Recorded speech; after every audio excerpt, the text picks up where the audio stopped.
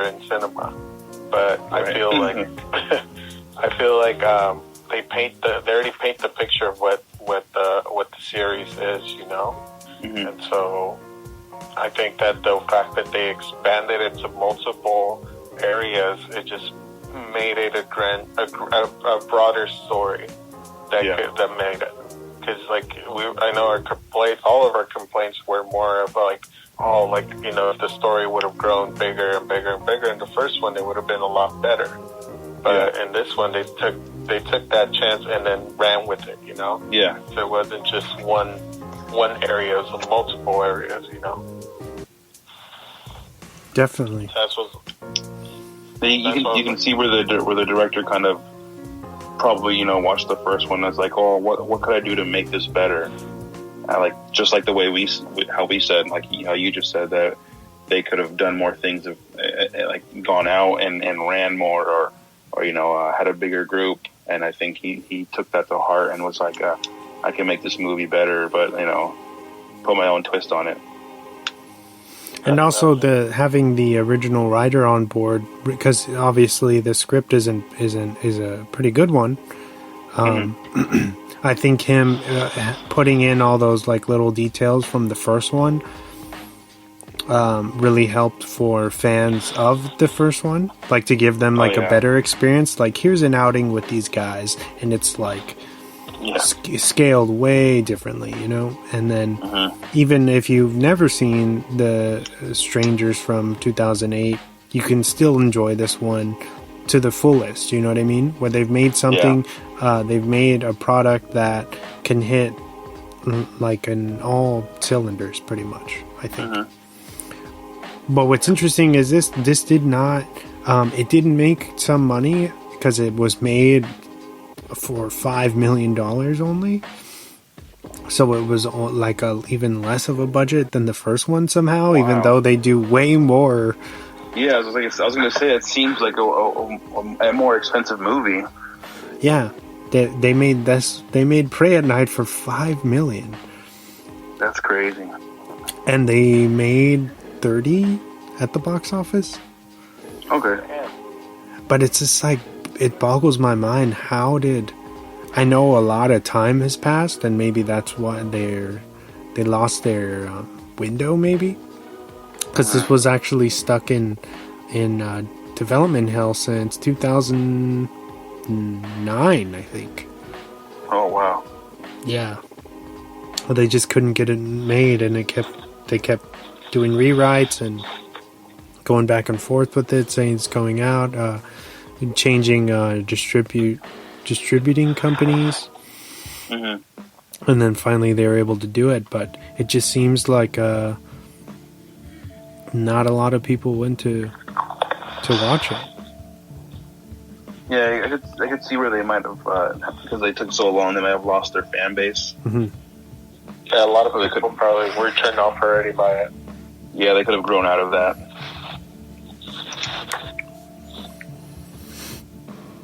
Is that what would you? Yeah, I finished. What would you give the rating to each? What would you give it, Wes? For both of them, yeah. For the first one, I would say it's a 7.5, and for the second one, I would say an 8. Okay. What about you guys? Yeah, I was gonna do the same thing, not 7.5, but I was gonna say probably around a 7 for the first one, and then the 8 one. The second one is probably an 8, a little more than an 8, but I don't know. It's just the way it's shot, the way the cinematography in the second one is. I think it's more unique than the first one. Mm-hmm. It's a different style, so I think that one is it's more entertaining for me, at least. Yeah, the first one's very quiet and kind of scaled back and kind of more playing with your nerves, but also the second one does that, but then it really it delivers on a lot more, you know what I mean, because you're getting and I'm not someone who I love gore, but I'm not going to take away from a movie just because it doesn't have enough, you know what I mean. Right. But I think that the second one is a happy medium where it has like the carnage mixed with the elements of the first one that made it a success. What about you, Diego? I would have to agree with both of you guys on the same rating scale. I do feel that there's more of a story in the second one, and I think they lit the reins. And for the budget, now hearing it, $5 million for the budget, I feel it was well done, well produced. Cinematography-wise, the second one looks way better than the first one. Yeah. So yeah, man, I think you know what? I think I'll watch this movie again. I'll definitely watch it. The second one has more, for me at least, more rewatchable appeal. Yeah, for sure. More than the first one. I saw the first one, I was like, oh, this is all right. This is good. I remember watching this. But the second one, I was like, oh man, I would watch this again. Right? Yeah, watch it with some buddies or something. Because it's fucking crazy. Yeah. It gets crazy at the end. Like we have a drinking game. How many stabs? Every time somebody gets stabbed, we have to take a sip of our beer or something. Oh shit! Start a drinking game already, bro. Hashtag quarantine 2020.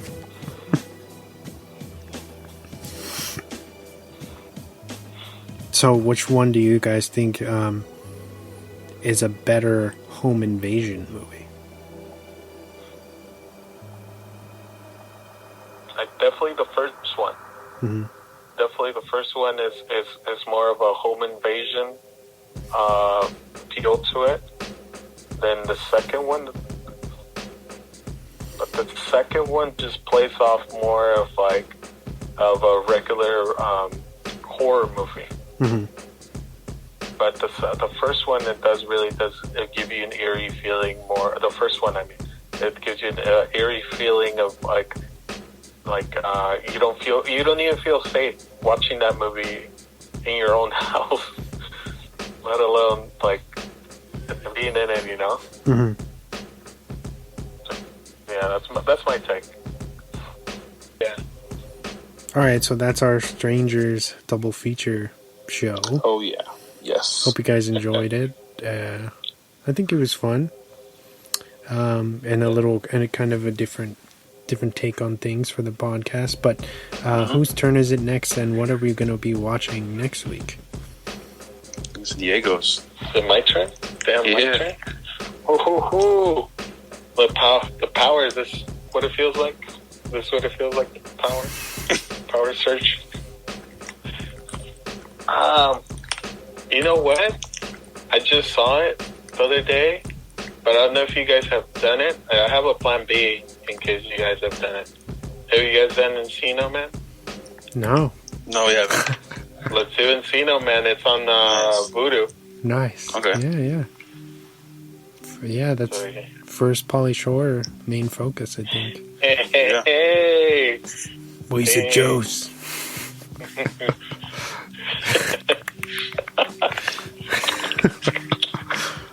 Weasel. That's a good one. Sean Astin. Nice. All right. Where can the listeners find us if they are just stumbling upon this episode? Oh man, we are on every single platform that broadcasts podcasts. Hey, that rhymes. I'm a rapper on my spare time. Oh shit. Yeah. But yeah, we're available anywhere that podcasts are available, whether it's iHeartRadio, Google Podcasts, Apple Podcasts,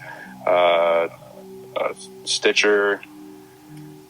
Where else? Sods, Spreaker, everything. Anything that plays podcasts, we're probably on there. You can search us.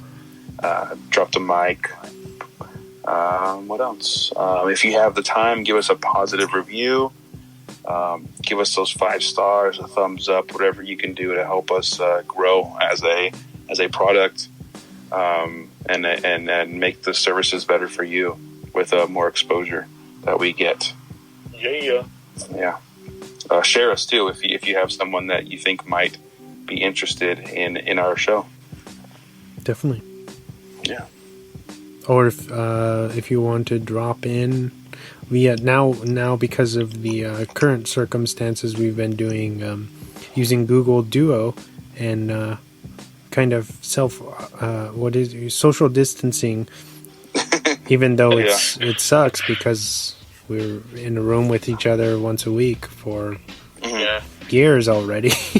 Yeah. So it's really weird, but we're making it work, doing it from home, and so far so good. This is the second week, and I think it's okay. It's not the same for me, but it's a little different. Still like a good alternative, right? To keep doing the show. So thank you guys for listening, despite the different.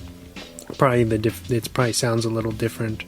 Even though I know last week's, a lot of people said they liked how it sounded because it was interstellar. So it was you guys sounded like you're coming in like the broadcast is pretty interesting. Via satellite. NASA status is it's pretty wild. Like via satellite. Yeah. But yeah, so next week we're talking about Encino Man, Keeping It Light. Yeah. It's a good one. Oh, yeah. It's a good one. Definitely. Any excited, bro. Any closing thoughts from you guys? You two? Follow us on Instagram too, if you're not already. Yeah. Where our username is dropthemic_podcast. Yeah. Oh yeah. It's a pretty fun page. Yeah. Oh yeah. We've been. We also post the recs there. The recs that we do. Yeah. On the show, so basically just a social media presence for our show, and so far it's been doing actually pretty well. So nice, keep it up, guys. Yeah, if people right now during the self quarantine, like haven't seen something, go look at the page. There's super recommendations for days. So in case you haven't seen anything or you feel like you want to see something different, go check it out. Most of the stuff is for free either way that we rec and stuff. Mm-hmm. Yeah. Mm-hmm. So yeah, go check it out. Nice. What else, guys? We're good? I think that's it. Is there anything else?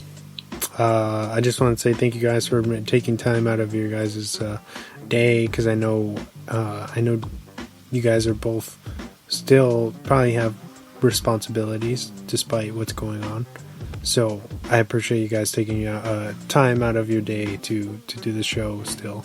Oh yeah, of course. Anytime, bro. Anytime. It's awesome. And for also watching the movies and stuff, because I know we all pick different things and we have to set aside a bit of time to do that. So that's always cool when we can all kind of synchronize and do this together.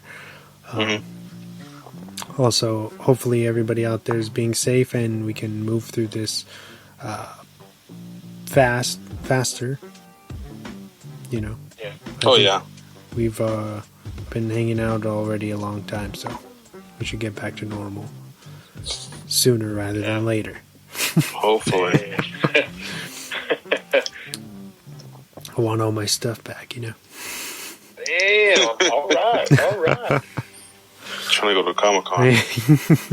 I'm trying to go to the con. Shout out to Admiral Atlas. Yeah. DJ Yes. Yeah. Shout out to Chris. Not Bradford Rodriguez. I think in the beginning intro, if you listen to it now, I think I said it backwards. I think I said Chris, not Rodriguez Bradford. Which is funny. I'm sure his dad will appreciate that if he hears it. Oh, yeah. He'll be like, oh, yeah, they switch it up. All right. I like that West guy. I like that West boy. You know that Wesley guy? I like him.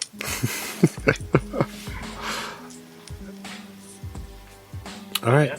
I think that's Drop the Mic signing off then. Till next week. All right. Encino Man. Yeah. Hey, Yeah. and I do look like a caveman right now. So Yeah, let's say you got that look going.